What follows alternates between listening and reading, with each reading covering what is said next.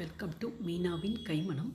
இன்றைக்கி பிரேக்ஃபாஸ்ட் ரெசிபிக்கு கொஞ்சம் இட்லி பொடி வச்சு, கொஞ்சம் கொள்ளு இட்லி பொடி, கொஞ்சம் எள்ளு இட்லி பொடி, கொஞ்சம் முருங்கை இட்லி பொடி தான் நான் வீட்டில் குழந்தைங்களுக்கு தயார் பண்ணேன். ஹோட்டலில் சாப்பிட்ற மாதிரி குழந்தைங்க ஹோட்டலில் போனால் நிறைய பொடி வகைகள் இருக்குது, நம்ம வீட்லேயும் செய்ய முடியுமான்னு கேட்டாங்க.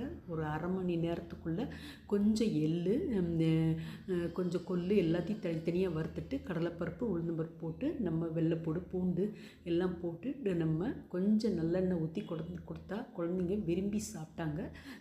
இட்லிக்கு கொஞ்சம் பொடியில் தடவி 3 பொடியும் வச்சு சாப்பிடும்போது ஹோட்டல் டேஸ்ட் மாதிரியே இருக்குதுன்னு குழந்தைங்களும் சொன்னாங்க. கூட முருங்கை பொடி தான் குழந்தைங்களுக்காண்டி நான் செஞ்சு வச்சுருந்தேன். நான் எள்ளு பொடி ஏற்கனவே நான் வீடியோவில் போட்டிருக்கேன், கொள்ளு பொடியும் போட்டிருக்கேன்.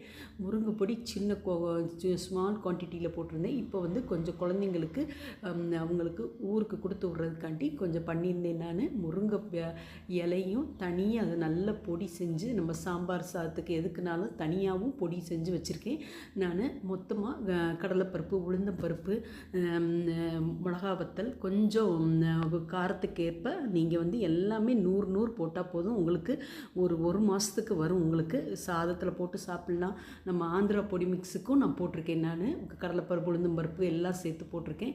இது முருங்கை இலையை நல்லா நம்ம கழுவிட்டு காய வச்சு நிழல்லே காய வச்சு நம்ம வீட்டில் திரித்து கொஞ்சம் கவர் நிறைய வந்துச்சு. அதை வந்து தனியாக நம்ம வந்து சாம்பாருக்கு எதுக்குனாலும் இந்த பொடியை தனியாகவும் போட்டுக்கலாம். நம்ம இந்த பொடி செஞ்சு குழந்தைங்களுக்கு கொடுக்கலாம். இந்த ஒரு ஹெல்த்தியானதும் கூட.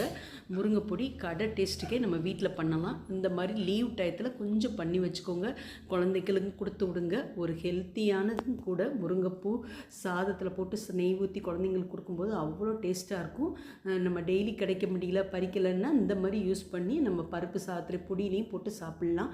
குழந்தைங்களுக்கு எல்லாமே கலந்து நான் திரித்து வச்சு கொஞ்சம் பெருங்காயத்தூள் தேவைக்கேற்ப போட்டு நம்ம கிளறிட்டு நம்ம ஸ்டோர் பண்ணி வச்சுக்கிட்டோம்னா நம்மளுக்கு குழந்தைங்களுக்கு கொடுத்து விட ஈஸியாக இருக்கும். நான் இந்த மாதிரி தான் நான் பண்ணியிருந்தேன். நான் தனியாக சாம்பாருக்கு இதுக்கெல்லாம் போட்டுக்கலாம், ரசம் வச்சுக்கலாம். நம்ம ரசத்தை மட்டும் நுணுக்கிட்டு இந்த பொடி ஒரு ஸ்பூன் போட்டால் முருங்கைப்பூ ரசம் அதுவும் சூப்பராக இருக்கும். ஒரு தடவை ட்ரை பண்ணி பாருங்கள். முருங்கையில் இந்த வீடியோ பிடிச்சிச்சின்னா லைக் பண்ணுங்கள், ஷேர் பண்ணுங்கள், சப்ஸ்கிரைப் பண்ணுங்கள். தேங்க்ஸ் ஃபார் வாட்சிங். நான் வந்து கொஞ்சம் குவான்டிட்டி பண்ணியிருக்கேன், இன்றைக்கி கொஞ்சம் நிறைய பண்ணியிருக்கேன், அதை வீடியோ எடுத்து போட்டிருக்கேன். ஒரு ஹெல்த்தியானதும் கூட. நம்ம வீட்டிலையே ஒரு அரை மணி நேரம் செலவு பண்ணி நம்ம பண்ணிடலாம். தேங்க்ஸ் ஃபார் வாட்சிங்.